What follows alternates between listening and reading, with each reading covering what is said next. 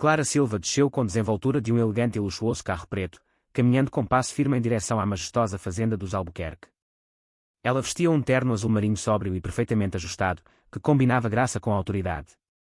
Como presidente de uma das principais corporações tecnológicas do país, ela chegava para fechar um acordo de 900 milhões de dólares, um pacto que não só podia transformar o futuro de sua empresa, mas também consolidar uma aliança histórica com uma das famílias mais antigas e ricas de todo o Brasil. No momento em que Clara se aproximou das imponentes portas, toda a atenção do salão se voltou para ela. Sussurros discretos percorreram o ambiente como ondas cruzando um lago tranquilo. Uma mulher vestida com pérolas ergueu o olhar, exibindo um sorriso frio e forçado, mal disfarçando o desprezo. Foi então que Ricardo Albuquerque, único filho e herdeiro da linhagem, ergueu sua taça e comentou com desdém: alguém deixou o serviço entrar antes da hora. Algumas risadas tensas brotaram de alguns convidados. Por um instante, Clara ficou paralisada. Aquelas palavras a atingiram como um chicote, mas ela se recompôs em seguida. Ninguém disse nada. Nem mesmo o Sr. Ernesto Albuquerque, patriarca da família, abriu a boca. Sem pronunciar palavra, Clara esboçou um sorriso cortês e se retirou do salão, deixando intacta sua sobremesa. A notícia do acordo de 900 milhões entre a empresa de Clara e os Albuquerque se espalhou rapidamente pelos círculos corporativos. Falava-se de um marco estratégico para ambas as partes, mas para Clara não era apenas uma questão empresarial, era uma vitória profundamente pessoal, um símbolo de anos de luta contra os preconceitos, a discriminação e o silenciamento sistemático. Clara já não era apenas uma executiva de alto nível, havia-se tornado um emblema de perseverança para todas aquelas pessoas a quem alguma vez foi pedido para calar, foram ignoradas ou subestimadas. À medida que o sol da tarde dourava as colinas, a fazenda dos Albuquerque brilhava como uma coroa nos arredores de São Paulo. Carros de luxo reluziam na entrada, enquanto as lâmpadas de cristal resplandeciam atrás das janelas do palacete, símbolo do descomunal patrimônio da família. Clara, mais uma vez, desceu do seu carro, irradiando aquela segurança relaxada que só se consegue com anos de luta. O som rítmico de seus saltos sobre o mármore ecoava com uma força silenciosa, mas contundente. Sua cabeleira penteada com esmero refletia a calma interior de quem já não precisa de validação externa. Seus olhos transmitiam uma mensagem firme e clara: não estava ali como uma convidada a mais, mas como artífice de um acordo que podia mudar o rumo do setor tecnológico. Atravessou as enormes portas adornadas com entalhes florais. As conversas se reduziram a murmúrios. Alguns olhares mostravam respeito sincero, outros surpresa, alguns simples ceticismo. Poucos podiam imaginar que a famosa presidente de quem tanto se falava nos meios financeiros fosse uma mulher jovem negra. Mas Clara não vacilou. Seu sorriso sereno e seu olhar firme deslizaram pela sala, enviando uma mensagem muda, mas poderosa: seu valor não estava em dúvida. Havia demonstrado com seu talento, sua integridade e sua visão. Do fundo do salão, Ricardo observava com um sorriso torto. Seus olhos semicerrados misturavam zombaria com uma inquietante concentração. Quando Clara se aproximou do Sr. Ernesto para apertar-lhe a mão, mais uma vez a sala foi atravessada pela mesma frase ofensiva: quem deixou o serviço entrar outra vez. As cruéis palavras rasgaram o delgado véu de cordialidade. Todos viraram a cabeça para o autor, Ricardo, erguido junto a uma longa mesa vestida com toalha de seda, taça de champanhe na mão. Seu rosto altivo e seguro de si refletia a luz das lâmpadas, como se buscasse dominar a cena. Seu sorriso não tinha calor, apenas desprezo maquiado de elegância. Por um momento, o tempo pareceu parar. As conversas cessaram. A música de fundo ficou quase inaudível. Os convidados trocaram olhares desconfortáveis. Alguns riram por compromisso, tentando amortecer a tensão. Para Clara, essas risadas eram como pequenas adagas. Acostumada a presidir conselhos de administração, dirigir milhares de funcionários e negociar com titãs do setor, encontrava-se agora humilhada diante de uma sala cheia de estranhos. O peito se comprimiu. Um turbilhão de raiva e vergonha explodiu por dentro, mas por fora permanecia firme. O Sr. Ernesto, o homem mais poderoso da família, a olhava em silêncio. Não interveio, não repreendeu seu filho. Sua expressão mostrava uma batalha interna, talvez preocupação com a imagem pública ou medo de discutir em público com Ricardo. Seu silêncio foi uma traição muda, ainda mais dolorosa que a própria zombaria. Ainda assim, Clara não se dobrou. Sustentou o olhar de Ricardo com uma dignidade imperturbável. Sua expressão não precisava de palavras. Ela não estava sozinha. Nesse instante, representava a todos os que alguma vez foram marginalizados, humilhados ou invisibilizados. Ricardo ergueu ligeiramente sua taça, visivelmente satisfeito. A arrogância lhe saía natural. Nascido entre privilégios, havia herdado tudo, salvo a empatia. Suas palavras eram o exemplo perfeito de como o poder sem limites anestesia a compaixão. O ambiente na sala seguia carregado de tensão. Clara percorreu com o olhar o lugar. Vários jovens evitaram seus olhos, incapazes de sustentar-lhe o olhar. Sabiam o que acabara de ocorrer, mas o medo os mantinha em silêncio. Com um sorriso contido e digno, Clara inclinou a cabeça ligeiramente para o Sr. Ernesto, um gesto final de cortesia. Depois, deu meia volta e caminhou para a saída. O som firme de seus saltos ressoava como um eco autoritário, cada passo mais claro, mais decidido. Caminhava erguida, sem hesitações, com a cabeça erguida, embora o olhar satisfeito de Ricardo a perseguisse como uma sombra. O que Ricardo ainda não sabia era que aquela frase arrogante não só havia causado dor, havia acendido um fogo que ele não seria capaz de apagar. E nas batalhas que nascem do orgulho e da crueldade, quase sempre são os soberbos quem paga o preço mais alto. O estalo dos saltos de Clara rompia o ar como uma declaração tranquila, mas incontestável de poder. Enquanto avançava para a porta, os olhos dos presentes a seguiam, alguns surpresos, outros com admiração silenciosa. Acabavam de presenciar uma aula magistral de temperança e fortaleza interior. Junto às portas, Clara se deteve e olhou para a sala. Seu sorriso não era amargo nem derrotado. Continha uma história mais profunda, não importava como a tratassem, ninguém lhe arrancaria sua identidade nem sua dignidade. Ricardo captou esse olhar e, embora tentasse manter-se impassível, sua mão tremeu ligeiramente. A taça de champanhe vibrou sob o peso de algo novo para ele, a dúvida. O Sr. Ernesto, a pouca distância, não se moveu. Seu rosto era impenetrável. Seu silêncio era uma sentença muda, não em favor da justiça, mas da conveniência. Mesmo sabendo o dano que havia sido feito, escolheu a imagem antes que a verdade. Tornou-se assim cúmplice calado de uma crueldade que se desenrolava diante de todos. Ricardo, após um instante, deixou escapar uma risadinha sarcástica, como se quisesse deixar claro que a saída de Clara não era mais que um fracasso mal disfarçado. Agarrou-se à sua ilusão de controle, convencido de que ainda tinha a vantagem. Para ele, Clara não era mais que outro obstáculo a eliminar, outra vítima de sua superioridade herdada. Mas em seu interior, algo havia quebrado. Havia ferido-a muitos antes, mas ninguém o havia deixado com aquela pontada persistente.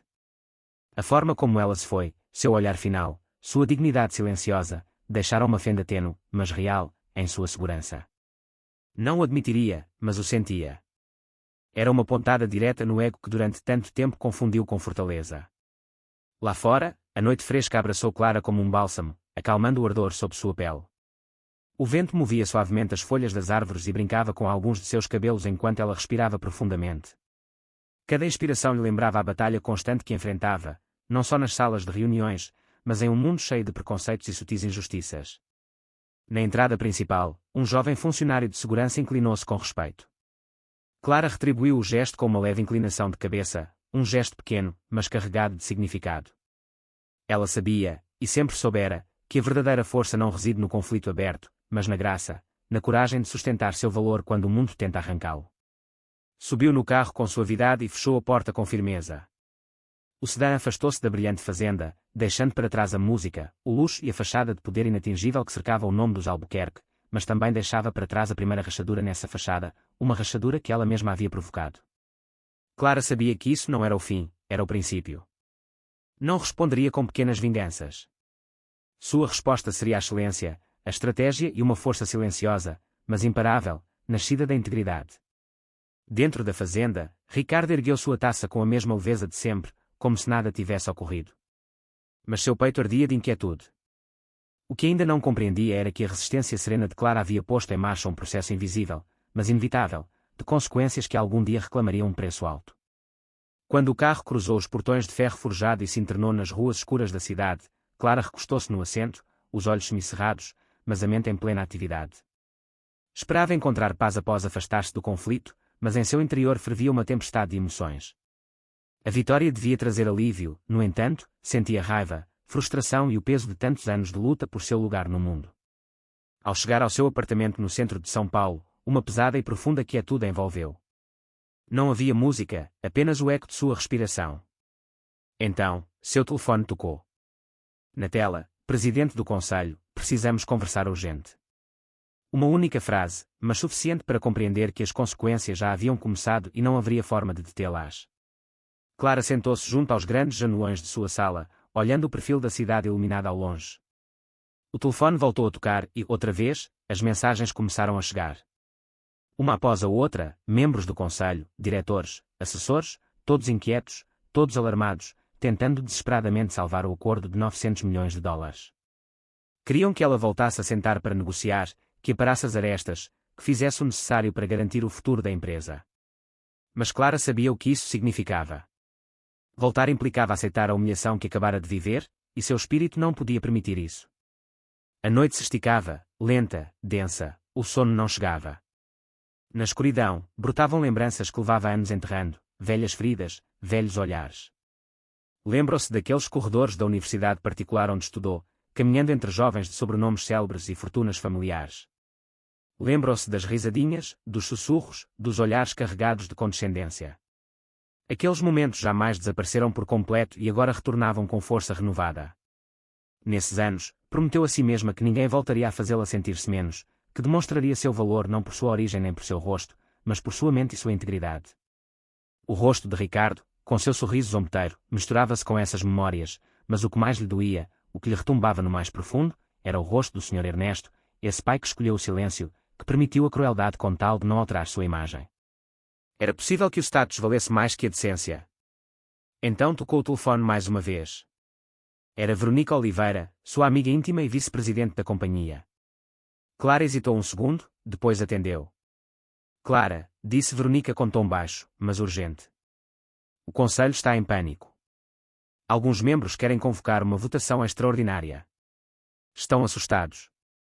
Dizem que estamos arriscando demais, que não podemos nos dar ao luxo de perder esses 900 milhões. Clara escutou em silêncio. Sentia uma pressão no peito, mas sua voz seguia serena. Eu te escuto, Vero, disse em voz baixa. Mas se eu ceder agora, se eu recuar por medo, tudo o que construímos, nossos valores, nossa credibilidade, tudo isso perderá seu sentido. Veronica fez uma pausa. Depois, com certa dúvida, perguntou, você tem certeza?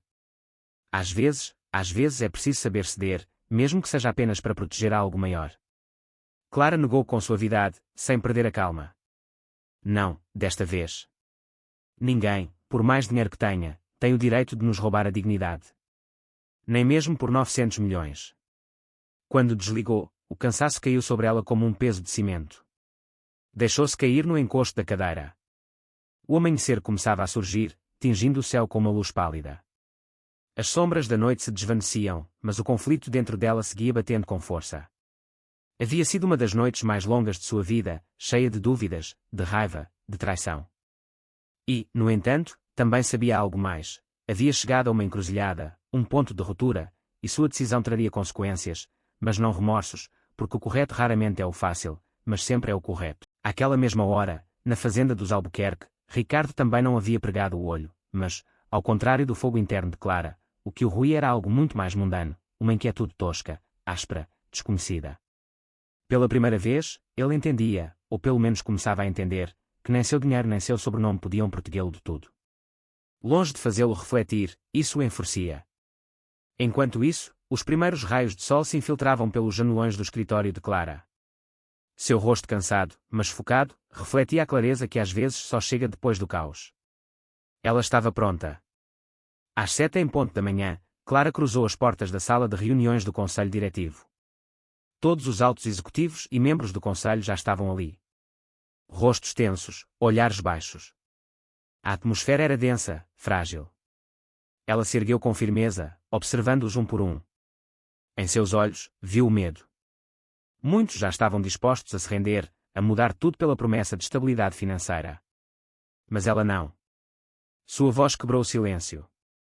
Clara, serena, inquebrantável, todos vocês sabem o que ocorreu ontem à noite, começou, e sabem o valor desta negociação, mas não permitirei que esta companhia renuncie aos seus princípios por um número. Nossa honra não está à venda. O impacto foi imediato. Uma onda de emoções sacudiu a sala. Pedro Álvares, diretor financeiro, levantou-se bruscamente. Clara, você não pode tomar essa decisão sozinha. Está em jogo o futuro de toda a empresa. Ela virou-se para ele com a mesma serenidade implacável. Pedro, valorizo sua preocupação, mas esta empresa não cresceu fechando os olhos para a injustiça. Aceitar uma aliança com os Albuquerque agora seria trair tudo em que acreditamos. Antes que ele pudesse continuar, interveio com voz cortante a conselheira mais veterana, Margarida Leão. Isso soa muito pessoal. Não somos uma ONG. Um comunicado público, uma desculpa, deveria ser suficiente. Estamos falando de 900 milhões, Clara. Ela respirou fundo. Entendia a lógica de Margarida, mas isso não a movia. Isso não é pessoal nem é orgulho, é uma questão de princípios, respondeu sem se alterar. Uma desculpa vazia não apaga o ocorrido. Não podemos fazer de conta que não importa só porque é conveniente. Pedro franziu o senho e inclinou-se para a frente. Se cancelarmos este acordo, poderíamos perder o apoio dos investidores. As ações poderiam despencar. Você realmente acha que poderá explicar isso aos nossos acionistas? Sim, respondeu Clara com voz firme. Eu lhes direi a verdade, que não nos deixamos chantagear, que não vendemos nossa alma por números em uma planilha. Essa é a razão pela qual chegamos até aqui, e assim é como continuaremos crescendo. O silêncio que se seguiu não foi de dúvida, foi de respeito. Até mesmo quem não compartilhava sua visão sentia o peso de sua convicção. Em outro ponto da cidade, Ricardo Albuquerque estava recostado em sua poltrona de couro, deslizando o dedo pela tela de seu celular, folheando manchetes que anunciavam caos nos mercados. Um sorriso torto desenhava-se em seu rosto ao ler os rumores de que o conselho da empresa de Clara estava dividido. Em sua mente, ela não aguentaria a pressão, se quebraria como tantos outros antes dela. O que ele não via era que sua própria soberba já o havia cegado diante de uma verdade muito mais profunda. Clara Silva não era uma mulher que se quebrava facilmente. De volta à sala de reuniões, Clara cruzou novamente o olhar com cada um dos membros do conselho. Não lhes peço unanimidade, disse firme, mas sem levantar a voz. Como diretora-geral, assumo total responsabilidade. Declino oficialmente o acordo com a família Albuquerque. A sala ficou suspensa em uma quietude densa. Todos entendiam que o que acabara de fazer não era só um ato empresarial, era uma declaração, uma líder que se punha de pé por sua equipe, por seus princípios e por si mesma. Clara virou-se sobre os calcanhares e saiu da sala. À sua passagem, deixou um silêncio que não era de desacordo, mas de assombro, uma sala de diretores impactados, desarmados por uma mulher que havia demonstrado mais temperamento que muitos deles em toda a sua carreira. Sabia que se avizinhavam tempestades, mas estava pronta, porque no mais profundo de sua alma sabia que esta era uma luta que valia a pena travar. Horas mais tarde, Clara encontrava-se no centro de uma sala de conferências lotada, de pé atrás de um púlpito. À sua frente, dezenas de jornalistas e câmaras piscavam sem parar. O mundo empresarial rugia com rumores e expectativa, e agora todos os olhos estavam postos nela. Vestia um terno branco impecável, com o cabelo preso para trás. Seu rosto irradiava calma e firmeza. Milhares de perguntas flutuavam no ambiente, mas Clara estava pronta para dizer a verdade, e o mundo para escutá-la. Quando se aproximou do microfone, a sala emudeceu. Inclinou-se apenas para a frente e, sem hesitações, começou a falar. Minha dignidade, disse com voz clara e segura, não tem preço. Não se compra sob nenhuma condição. Fez uma pausa. Suas palavras ficaram suspensas no ar. Depois, continuou, declina oficialmente o acordo de 900 milhões de dólares com a Corporação Albuquerque. Um murmúrio explodiu entre os repórteres. Vozes cruzadas, gritos, microfones estendidos. As câmaras faiscavam sem descanso. Um veterano jornalista conseguiu levantar a voz acima do resto. Senhora Silva, não tema as reações dos investidores. Clara sustentou seu olhar sem piscar. Confio que nossos investidores compreendem quem somos. Esta companhia se construiu sobre princípios, não sobre cobiça. Não se pode construir um futuro sólido sobre a base de valores quebrados. Um jovem repórter do primeiro banco levantou a mão rapidamente. Não crê que isso foi uma reação emocional? Alguns dizem que está deixando o pessoal pesar mais que os interesses da companhia. Clara não hesitou nem um segundo. Se manter a dignidade é ser emocional, então sim, eu sou. Mas há coisas que não se negociam, nem nos negócios nem na vida, porque se abandonamos nossos princípios, o que resta?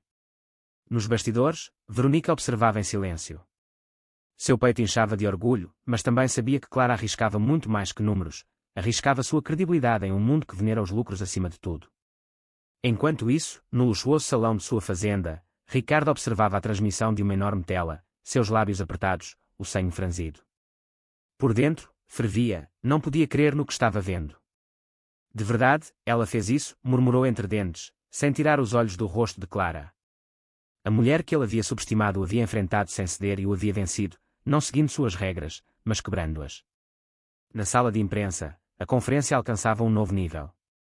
As perguntas viravam para temas mais profundos: ética empresarial, racismo, desigualdade sistémica. Clara respondia a tudo com clareza, com temperança, não da defesa, mas da convicção. Suas palavras eram firmes, precisas, eram fruto de anos de luta, não de um momento de fúria. Uma jornalista reconhecida lançou a última pergunta: Sra. Silva, o que diria às jovens empreendedoras que hoje enfrentam preconceitos e pressões de pessoas poderosas como os Albuquerque? Clara olhou diretamente para a câmara. Sua voz baixou um pouco, mas se carregou de força. Minha mensagem é simples: nunca permitam que ninguém defina seu valor por sua cor, seu gênero ou sua origem. O verdadeiro sucesso não está no que você ganha, está no que você não trai, em poder se manter de pé quando o mundo tenta te derrubar. Suas palavras ressoaram como um sino. O silêncio posterior foi denso, reverente, e depois uma onda de aplausos encheu a sala, longa, incontível. Em poucos minutos, a coletiva de imprensa de Clara se propagou por todos os canais de notícias, fóruns e redes sociais. Sua mensagem não ficou dentro daquelas paredes. Atravessou fronteiras, setores, ideologias. Foi além de qualquer comunicado corporativo, tocou fibras pessoais, tornou-se um fenómeno global.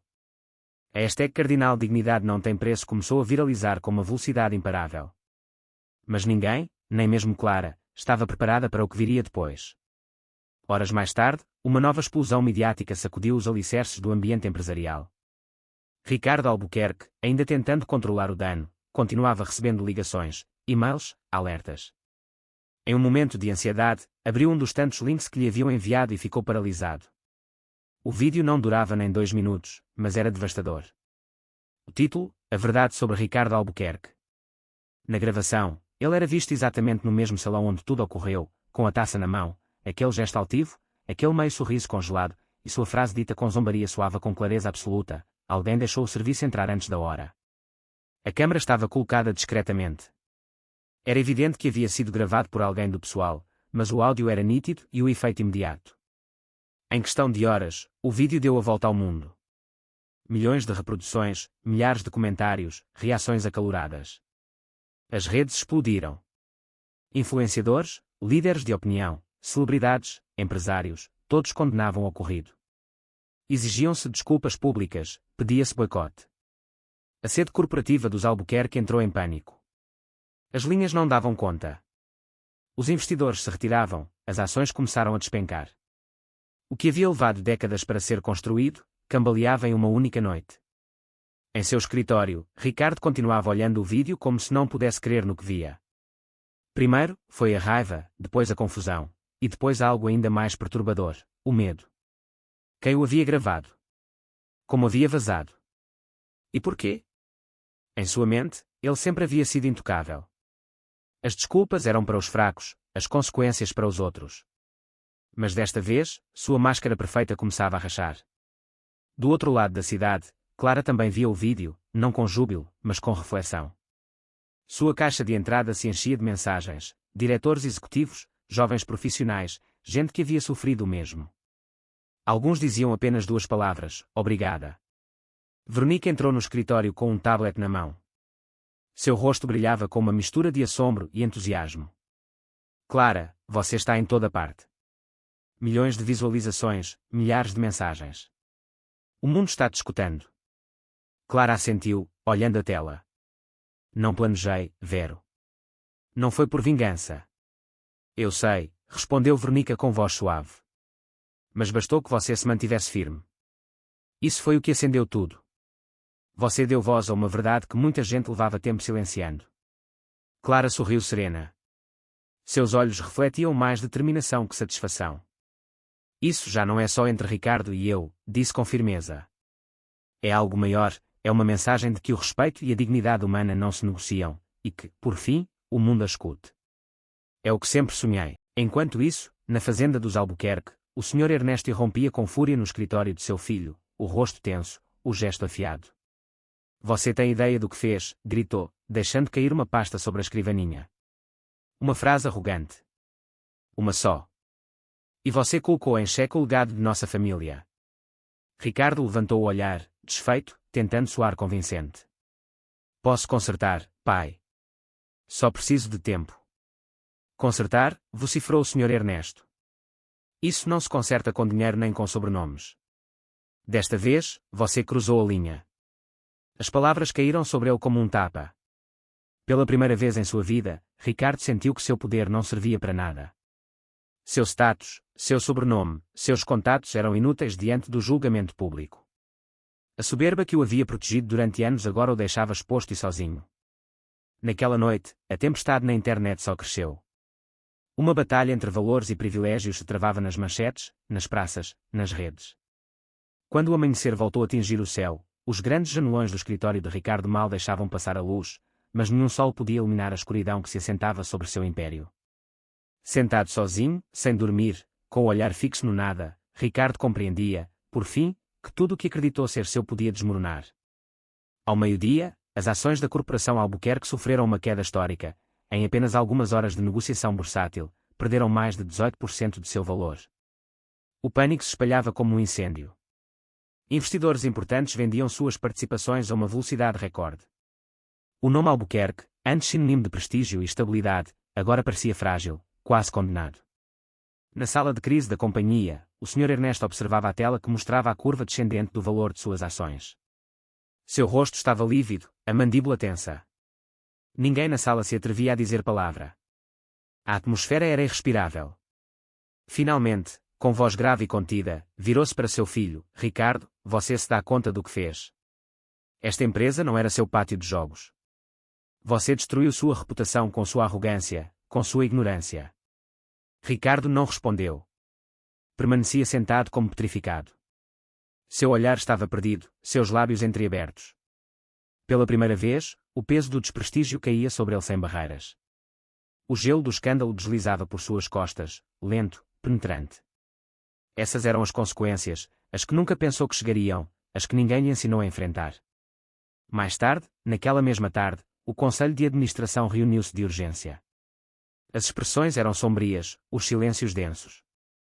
Todos os olhos estavam postos em Henrique Casado, presidente do Conselho e um dos últimos aliados do Sr. Ernesto. Não temos opção, disse Henrique com tom grave. A partir deste momento, Ricardo Albuquerque fica afastado de todas as funções executivas. Devemos iniciar uma investigação completa e tomar medidas para restaurar a confiança pública.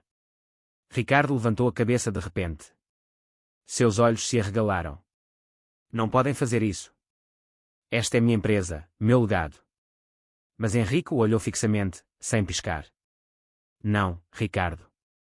Este desastre é sua responsabilidade. Você o provocou, e agora todos nós teremos que limpar os restos. Ricardo caiu em um silêncio amargo. A fúria ainda ardia em seus olhos, mas já misturada com algo novo, medo. Pela primeira vez, havia deixado de ter o controle. Estava marginalizado, despojado, desorientado. Lá fora, em frente à sede principal dos Albuquerque, centenas de pessoas já se congregavam. Protestavam com cartazes em mãos: a dignidade vale mais que o dinheiro, não há arrogância empresarial, o respeito não se compra. As ruas se enchiam de gritos que, há apenas uma semana, teriam sido impensáveis. A cena era transmitida ao vivo por dezenas de meios. As marcas mais influentes cancelavam colaborações. Empresas anunciavam a ruptura de relações com o Grupo Albuquerque. Os anunciantes retiravam campanhas. Tudo se desmoronava. Os jornais o chamavam de o maior colapso corporativo da década. Da janela de seu escritório, Ricardo observava a cena, o caos, os rostos furiosos, as vozes que antes se calavam agora ressoavam sem medo. Apertava os punhos com força, não podia entender. Como uma frase, uma única frase, podia ter arruinado tudo. O Sr. Ernesto entrou sem fazer ruído. Sua voz serena, mas firme, cortou o silêncio como uma faca. Isso é o resultado de suas decisões, filho. Durante anos, eu te protegi das consequências, mas isso acabou. Agora você terá que enfrentá-las sozinho. Ricardo o olhou desesperado. Há alguma forma de consertar? O pai o olhou demoradamente. Depois, negou com a cabeça lentamente. Talvez, mas não com dinheiro. O que você perdeu não é um número, é a confiança. E isso custa muito mais que qualquer investimento. A arrogância nunca foi força, Ricardo, e espero que algum dia você entenda. Quando o Sr. Ernesto saiu da sala, Ricardo ficou sozinho com o barulho dos manifestantes, sozinho com seus erros. Pela primeira vez em sua vida, compreendeu o verdadeiro preço de sua soberba, não em dinheiro, mas no olhar decepcionado de seu pai, no desprezo do público, na solidão que agora o cercava como uma cela invisível. Enquanto a família Albuquerque atravessava um terremoto interno, do outro lado da cidade, Clara Silva vivia uma realidade completamente distinta. Desde as primeiras horas da manhã, seu escritório estava em plena ebulição. Ligações, reuniões, e-mails e, sobretudo, propostas, dezenas. Algumas das empresas mais importantes do mundo queriam trabalhar com ela, não só por suas habilidades empresariais, mas pelo que representava. Veronica Oliveira apareceu na porta, radiante, com uma pasta repleta de documentos. Os logotipos nas capas falavam por si sós, gigantes tecnológicos, firmas internacionais de varejo, empresas globais de consultoria. Clara, disse sem poder ocultar o entusiasmo, nunca vi algo assim. Você não só protegeu a companhia, você a levou a outro nível. Estas empresas querem se associar conosco porque agora sabem quem somos e quem você é. Clara olhou a pasta. Depois, para Veronica. Um sorriso leve, sereno, desenhou-se em seus lábios. Não havia feito por fama nem por contratos, só havia defendido o que considerava justo, e agora o mundo respondia. Veronica a olhava com olhos brilhantes. Clara, jamais vi algo parecido. Empresas que antes nem nos olhavam agora te procuram. O grupo Wilson, a Indústrias Estrela do Norte, a Sterling Global querem trabalhar com você, e estão inspirados por sua honestidade, sua firmeza, sua recusa em ceder. Clara folheou os papéis em silêncio. Seu rosto permanecia tranquilo. Não se deixou arrastar pela euforia. Não havia rastro de vaidade em sua expressão, apenas um leve sorriso reflexivo. Vero, disse por fim, com voz suave, este sucesso não é só meu. Pertence a cada pessoa que alguma vez defendeu sua dignidade. Eu só fui uma voz entre muitas. Mas foi sua voz que o mundo escutou, replicou Veronica com admiração sincera. Você lembrou a todos que há coisas que valem mais que qualquer fortuna. Clara voltou a olhar para a janela. A luz do meio-dia banhava os telhados da cidade. Sim, respondeu com calma. Mas nosso trabalho não terminou. Na verdade, acabou de começar. Este momento não é uma meta, é uma responsabilidade. Apesar da avalanche de entrevistas, solicitações para aparecer em capas, convites a programas de televisão e reconhecimentos públicos, Clara decidiu rejeitar tudo, não por desprezo, mas por convicção. Seu silêncio, longe de enfraquecer sua mensagem, a fortalecia. Em redes, fóruns e artigos especializados, sua figura crescia como símbolo de integridade silenciosa. Era o exemplo do que significava manter os princípios em meio a um mundo de interesses. A quilômetros de distância, Ricardo Albuquerque encontrava-se em silêncio em seu escritório. As notícias sobre Clara, suas novas alianças e a admiração pública que recebia se repetiam sem cessar. Já não podia evitar vê-la. Cada manchete era um tapa, cada nova colaboração um lembrete de sua derrota. Em apenas alguns dias, havia passado de uma figura intocável a um nome manchado, e a mulher que havia tratado de humilhar agora era elevada como referente global de ética. Isso é uma loucura, murmurava enquanto caminhava de um lado para o outro. Tudo por uma frase estúpida. Mas, no fundo, ele sabia. Não se tratava de uma frase, era o reflexo de anos de arrogância, de anos de impunidade, só que desta vez alguém teve a coragem de enfrentá-lo. Enquanto isso, em seu escritório, Clara revisava cada proposta com atenção.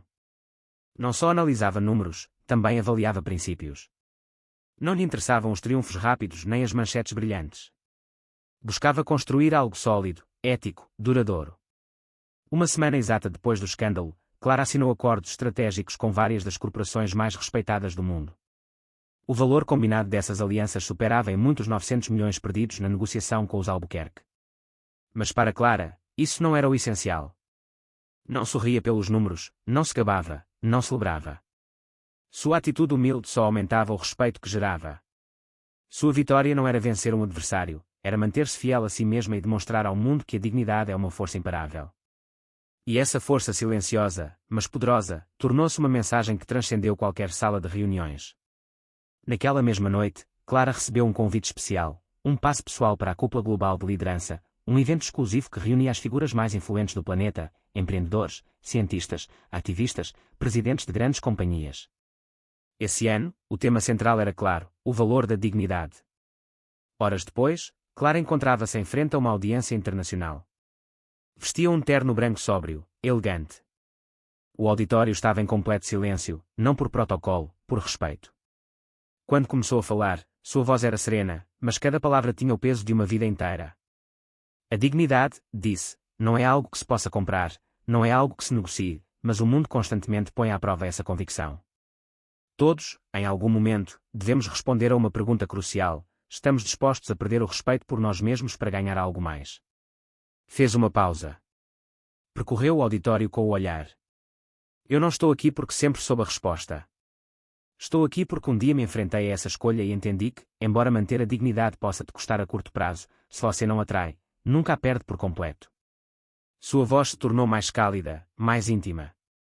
Muitos creem que a dignidade é privilégio de poucos, mas não é assim. A dignidade pertence a todos. Vive em nossas decisões, em nossas palavras. Ninguém pode nos arrancá-la, a menos que nós a entreguemos. Com essa mesma temperança, relatou sua experiência com a família Albuquerque, não com rancor, mas com honestidade. O auditório escutava sem piscar. Durante muito tempo, pensei que o sucesso era fechar acordos milionários, jantar com gente poderosa, ter acesso exclusivo. Eu me equivoquei. O sucesso real é poder dizer não quando o que te oferecem atenta contra a sua dignidade. É escolher o respeito antes que o compromisso comodo. Seu discurso chegou ao seu ponto mais profundo: o dinheiro pode ser recuperado, mas uma vez que você renuncia à sua dignidade, é quase impossível recuperá-la. O sucesso não significa nada se no processo você se perde a si mesmo. O silêncio que se seguiu foi longo. Depois, como um trovão contido, explodiu uma ovação cerrada, longa, sincera, não pela retórica, pelo valor, pela verdade. Poucos minutos depois, seu discurso já era capa em meios internacionais. Era analisado em universidades, compartilhado em redes com milhões de reações. Já não se tratava só de admiração, era uma inspiração que tocava vidas. Gente que jamais havia se sentido representada no mundo corporativo agora encontrava em Clara um espelho possível. Enquanto isso, em seu escritório na penumbra, Ricardo olhava o discurso em uma tela gigante, a mandíbula apertada, o corpo rígido. Cada palavra de Clara o atingia como uma faca, porque desta vez não havia defesa, não havia desculpas, não havia privilégios suficientes que o protegessem. Desta vez, a verdade falava mais alto que o poder. Ricardo Albuquerque nunca havia sentido uma derrota tão absoluta. Cada palavra pronunciada por Clara daquele palco era como um julgamento silencioso. Não só do mundo exterior, também de seu próprio interior. Já não restavam desculpas. Não podia disfarçar o ocorrido com justificativas nem retóricas. Aquelas palavras o desnudavam, o enfrentavam com a verdade mais crua: sua arrogância, sua leviandade e seu desprezo pelos outros o haviam conduzido até aquele lugar de vazio. Quem ela pensa que é, sussurrou quase com amargura, como se ainda quisesse se agarrar a um fio de poder, mas a raiva já não era fúria, era oca. E muito no fundo, Ricardo sabia, Clara havia ganhado não porque tivesse mais dinheiro nem mais aliados, mas porque tinha algo que ele jamais soube valorizar: integridade, honra e a coragem moral para se manter firme, mesmo sozinha.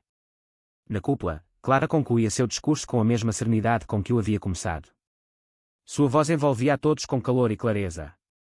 Nem sempre podemos controlar como o mundo nos trata, mas sim podemos decidir como respondemos. E em qualquer lugar em que estejamos, o maior valor que podemos proteger é nossa dignidade. Nunca devemos trocá-la por nada. Outra ovação rompeu o ar, desta vez ainda mais intensa. Clara permaneceu de pé com um sorriso discreto e inclinou-se levemente, como mostra de respeito.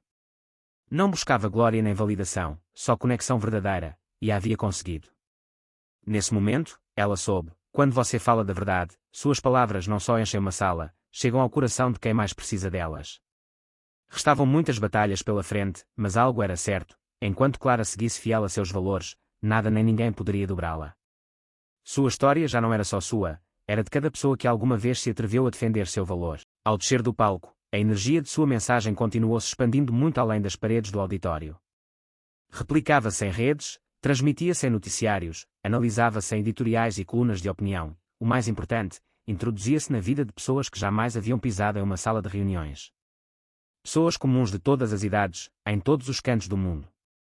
Em universidades, grupos de estudantes compartilhavam suas palavras. Em escritórios, executivos as imprimiam e penduravam em suas paredes. Em manifestações e reuniões comunitárias, coreavam-se fragmentos de seu discurso. A mensagem era simples e poderosa: o respeito próprio não se negocia. Especialmente mulheres jovens e, em particular, mulheres racializadas viram em Clara um reflexo, um guia. Elas sabiam o que era ser invisibilizadas, julgadas injustamente, obrigadas a justificar sua presença. Agora, graças a Clara, viam uma possibilidade de dignidade sem pedir permissão, de sucesso sem renúncia. As hashtags como Cardinal Dignidade Sem Preço e Cardinal Respeito Não Se Compra se tornaram tendência mundial, de centros académicos a marchas sociais, de salas de redação a campanhas de ativismo. Todos citavam suas palavras, seu gesto, sua força. Clara Silva já não era simplesmente uma diretora-geral, havia-se transformado em um símbolo, o rosto do respeito próprio, da resistência silenciosa, de uma nova liderança que não sacrificava sua alma em nome do poder. Grandes universidades começaram a convidá-la como oradora. Salas cheias de jovens desejosos de escutar não só uma história de sucesso, mas uma história de coragem ética. Um após o outro, estudantes se aproximavam dela após suas palestras. Contavam-lhe como seu relato lhes havia dado algo que acreditavam perdido, confiança para exigir justiça, fortaleza para manter a cabeça erguida. Organizações de direitos humanos, coletivos de equidade racial e fóruns de ética empresarial difundiam suas palavras por todo o mundo. Citavam sua história como prova viva de que o verdadeiro liderazgo não nasce do privilégio, mas da consciência. Até mesmo celebridades e figuras públicas se somaram ao coro. A atriz e ativista Carolina Duarte apareceu na televisão nacional dizendo: Clara Silva nos lembrou algo que o mundo havia esquecido, o respeito por si mesmo não se vende. Tenho a honra de caminhar ao lado dela. O mundo precisa de mais líderes como ela. De grandes corporações também chegavam mostras de apoio. Samuel Herrera, presidente da Sterling Global, foi clara em seu comunicado: decidimos nos associar com a companhia de Clara não só por sua visão empresarial, mas por seus princípios. Ela representa o futuro do mundo corporativo. Enquanto o mundo elevava Clara a novas alturas, o contraste com Ricardo era já um abismo impossível de ignorar. Cada novo elogio a ela era um lembrete do que ele havia perdido. Não só uma batalha, havia perdido sua credibilidade, seu nome, seu legado, não porque alguém o superasse em poder, mas em ética. Sozinho em seu escritório escuro, rodeado de telas apagadas e chamadas sem resposta, Ricardo ainda tentava se distrair. Não podia deixar de olhar seu rosto nas notícias, não o seu, o dela, porque o que Clara havia ganhado não se podia comprar nem com todo o ouro do mundo. Perdido de verdade, sussurrou por fim em voz baixa, quase inaudível, pela primeira vez reconhecendo o que todos já sabiam. Em outro ponto da cidade, Clara estava sentada junto à janela de seu escritório. Observava as luzes tranquilas da cidade, aqueles lampejos que marcavam o pulso de uma comunidade viva. O burburinho do mundo parecia distante. Já não havia câmaras, não havia manchetes, só ela, o silêncio e a consciência plena do que aquilo significava. Não precisava de uma ovação para saber que sua decisão havia marcado a diferença. Sentia isso nas mensagens que recebia, nas histórias que lhe compartilhavam, nos olhos emocionados dos jovens que se aproximavam dela depois de cada palestra, nas cartas anônimas que diziam simplesmente: obrigada por me lembrar quem sou. Verónica Oliveira entrou sem fazer ruído, com uma expressão que combinava orgulho, ternura e uma certa emoção contida. Em suas mãos, levava um envelope. Aproximou-se devagar. Clara, disse com voz suave, talvez você ainda não veja, mas você mudou vidas. Você demonstrou ao mundo que não há nada mais poderoso que o respeito a si mesmo. Clara virou-se e em seus lábios apareceu aquele sorriso tranquilo, sereno, que já havia se tornado sua marca. Em seus olhos, brilhava a luz de quem por fim aceita sua própria força. Sim, mesmo que seja uma pessoa, disse com voz baixa, tenha podido reencontrar-se com seu valor graças a isso, então tudo valeu a pena. E nesse instante, ela compreendeu. Clara não era só uma empresária de sucesso, não era só uma mulher que havia defendido uma negociação ou uma postura ética. Havia encarnado algo muito maior. Havia-se convertido em uma figura de referência, em uma portadora do estandarte da dignidade, em uma tocha acesa para todos aqueles que alguma vez foram reduzidos, silenciados ou desprezados.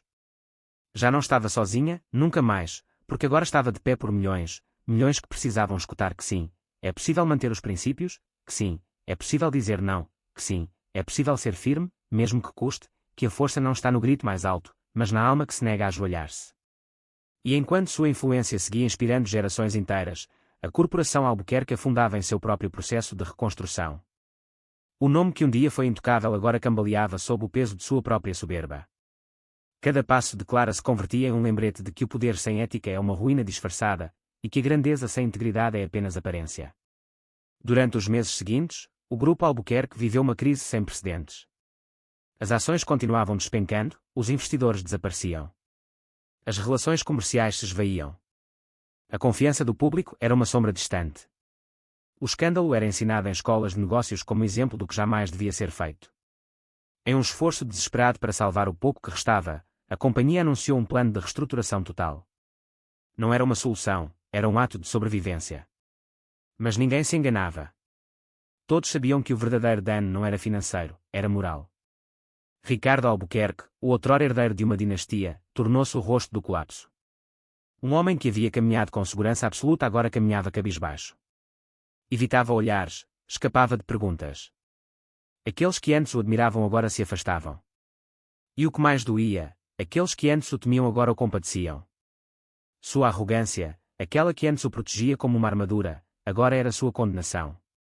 O havia deixado sozinho, desarmado, nu, diante do julgamento do mundo e, o pior, diante do seu próprio. Uma tarde silenciosa em um dos corredores desertos da antiga fazenda Albuquerque, o Sr. Ernesto parou na porta do escritório de seu filho. Seu rosto mostrava o peso do fracasso, do arrependimento, de um ensinamento não dado a tempo. Já não era o patriarca inabalável, era um pai enfrentado ao reflexo de suas próprias omissões. Olhou para Ricardo sentado entre sombras. Filho, disse com voz apagada, eu acreditei que o sobrenome, que o dinheiro te protegeriam, que te salvariam de seus próprios erros. Mas eu me equivoquei. E você está pagando um preço que eu devia ter te ajudado a evitar. Ricardo levantou o olhar. Por um instante, em seu rosto, apareceu algo que nunca antes havia mostrado, vergonha. Eu sei, pai, murmurou. Mas não é já tarde demais. O Sr. Ernesto demorou a responder. No final, disse, talvez não, mas o caminho de volta não será fácil. O que Clara nos ensinou, a nós dois, é que o verdadeiro poder não está na influência nem no capital, está na retidão, no respeito. E isso é o que realmente importa.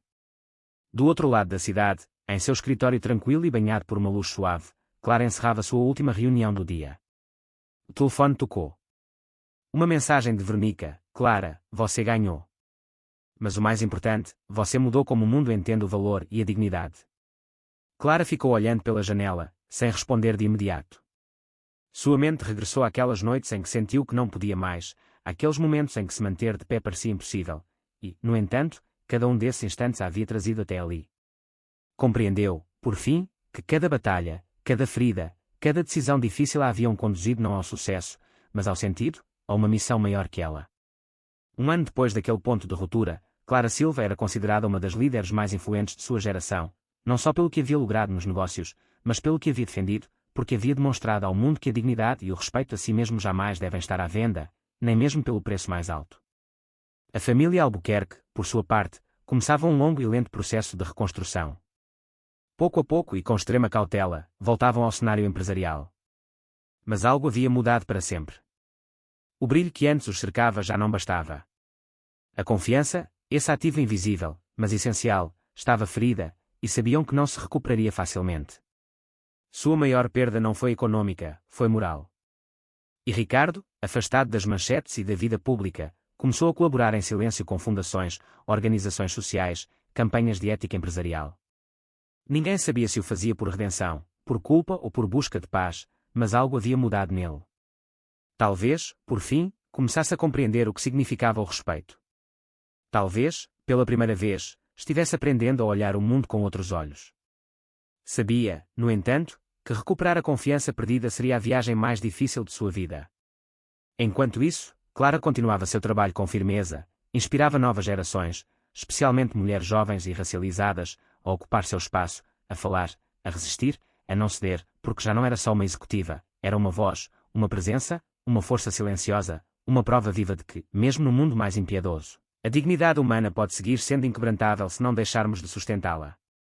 E assim, a história de Clara Silva deixou de ser simplesmente a de uma mulher que defendeu seu lugar em uma sala de reuniões. Tornou-se um legado, um ensinamento vivo, porque a verdadeira força não se mede em poder nem em riqueza. A verdadeira força está em não se trair jamais, em saber se manter de pé mesmo quando se está sozinho, em defender a dignidade custe o que custar.